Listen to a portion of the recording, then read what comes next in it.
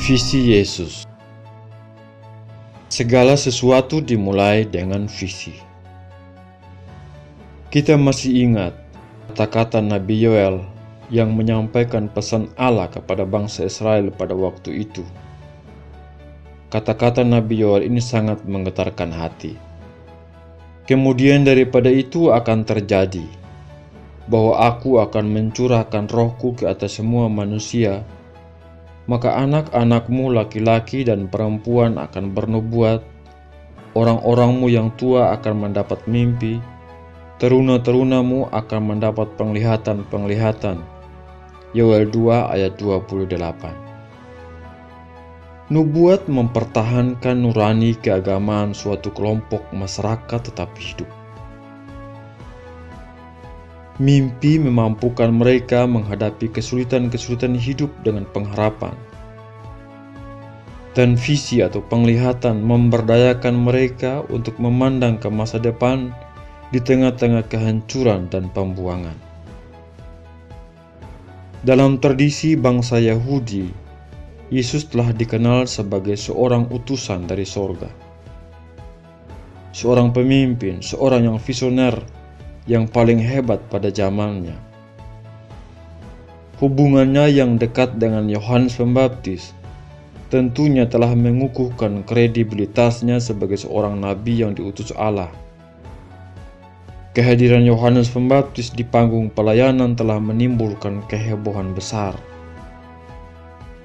Para penulis Alkitab telah meninggalkan bagi kita sebuah laporan yang sangat hidup mengenai dampak hebat dari pemberitaan Yohanes yang berapi-api tentang pertobatan yang ditimbulkannya pada waktu itu. Tetapi waktu ia melihat banyak orang Farisi dan orang Saduki datang untuk dibaptis, berkatalah ia kepada mereka, "Hai kamu keturunan ular beludak, siapakah yang mengatakan kepada kamu bahwa kamu dapat melarikan diri dari murka yang akan datang? Jadi hasilkanlah buah yang sesuai dengan pertobatan." Perkataan Yohanes Pembaptis ini sangat tegas. Ia berkata kepada para musuh-musuhnya, kepada para tokoh agama pada waktu itu, "Hai kamu ular-ular, hai kamu keturunan ular beludak, bagaimanakah mungkin kamu dapat meluputkan diri dari hukuman neraka?" Yohanes telah dianggap sebagai seorang nabi. Ia membuat suara Allah bergema kembali di lingkungan komunitas Yahudi pada waktu itu. Yesus juga dianggap sebagai seorang utusan Allah. Ia dianggap sebagai seorang pemimpin yang mempunyai visi.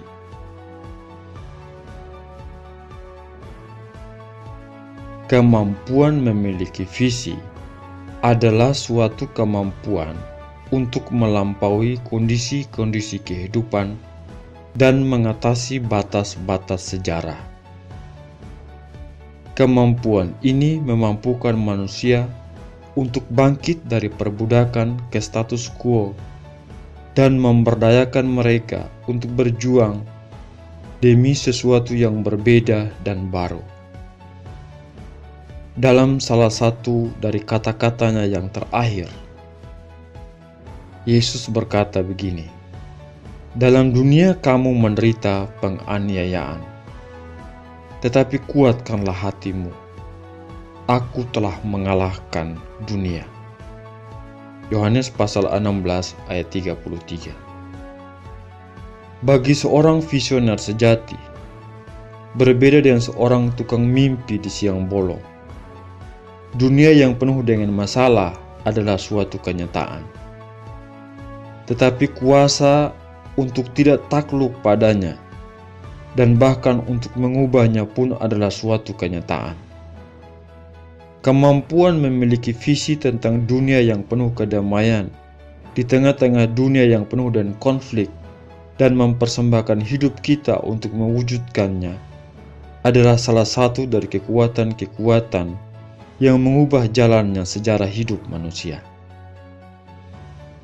Tanpa kemampuan untuk memiliki visi, bagaimana mungkin Yesus menghadapi penderitaan pada kayu salib? Visi atau penglihatan haruslah sesuatu yang muncul dari kesadaran akan sifat kehidupan dan sejarah yang tidak sempurna. Kehidupan bukanlah jumlah keseluruhan dari pengalaman-pengalaman hidup kita sehari-hari. Sejarah bukanlah sekedar akumulasi dari apa yang telah terjadi pada masa lampau. Selalu masih ada yang akan datang. Sesuatu yang belum diketahui memanggil kita untuk bergerak maju. Sesuatu yang menantang kita untuk membayangkan suatu masa depan dari dalam masa kini. Sesuatu inilah yang kita sebut sebagai visi. Ini adalah suatu pengakuan akan kenyataan bahwa kehidupan dan sejarah tidaklah dengan sendirinya jelas. Visi juga suatu antisipasi akan penyingkapan yang sempurna dan makna dari kehidupan dan sejarah manusia pada masa depan. Visi seperti ini memampukan kita untuk hidup di dalam ketegangan di antara masa kini dan masa depan untuk menghadapi realitas-realitas kehidupan yang keras dan untuk mengubah kecemasan dan keputusasaan menjadi energi kreatif yang melawan kuasa kematian dan melahirkan kehidupan yang baru. Tanpa visi seperti ini, bagaimana mungkin ada seni kreatif, transformasi sosial, atau pembaruan-pembaruan dalam bidang keagamaan? Itulah yang Yesus tampilkan dalam kehidupannya. Visi yang mengilhaminya untuk mengatakan apa yang dikatakannya dan mendorong Yesus untuk melakukan apa yang dilakukannya dalam pemerintahan Allah. Visi tentang pemerintahan Allah ini adalah prinsip hermeneutik bagi kehidupan dan pelayanan Yesus. Ini adalah tolak ukur etis dari pandangan hidup dan pandangan dunianya. Ini adalah dasar teologis bagi hubungannya dengan Allah dan sesamanya manusia.